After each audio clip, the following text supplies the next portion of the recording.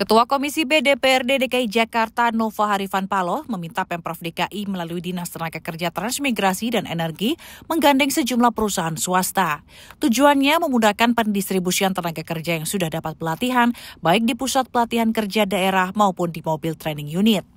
Hal tersebut disampaikan Nova usai rapat kerja Komisi B dengan eksekutif di Gedung DPRD DKI Jakarta Senin 30 Juni 2025.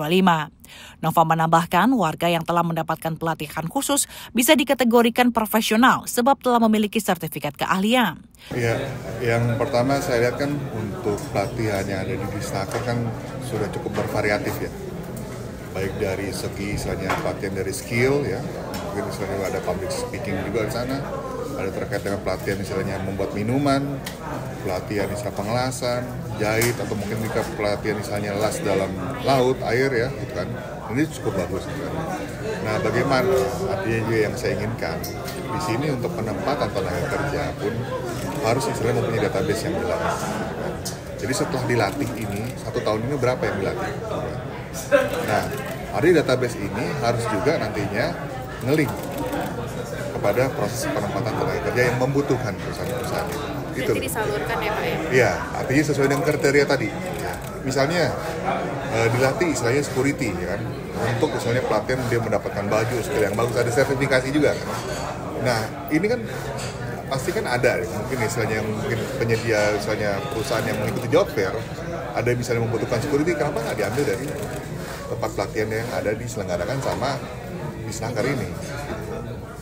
Di kesempatan yang sama, Kepala Bidang Penempatan Tenaga Kerja dan Transmigrasi Disnaker Trans dan Energi DKI Jakarta, Taufik menjelaskan penyerapan tenaga kerja melalui bursa kerja atau job fair dilaporkan minimal 3 bulan usai pelaksanaan. Terkait dengan job fair yang kami lakukan, tentunya bahwa untuk masa penempatan pelaporan dari pelaksanaan job fair itu minimal 3 bulan Pak, kita mendapatkan laporan dari perusahaan-perusahaan yang ikut dalam job fair, berapa peserta yang hadir ataupun yang lolos dalam sesuai dengan bakat minat dari perusahaan itu tersebut Pak.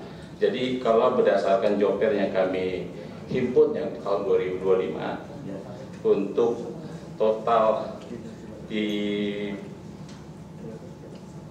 jumlah yang di penempatan untuk job fair yang saat ini yang sedang berlangsung Pak, yang di tahap pertama itu sebanyak 932 Pak di tahun 2025. Kalau berdasarkan yang ada Pak, pengunjung pencari kerja itu untuk totalnya itu 21.590 orang Pak. Nah, sebagai penyedia perusahaannya? Perusahaannya itu ada 40 Pak.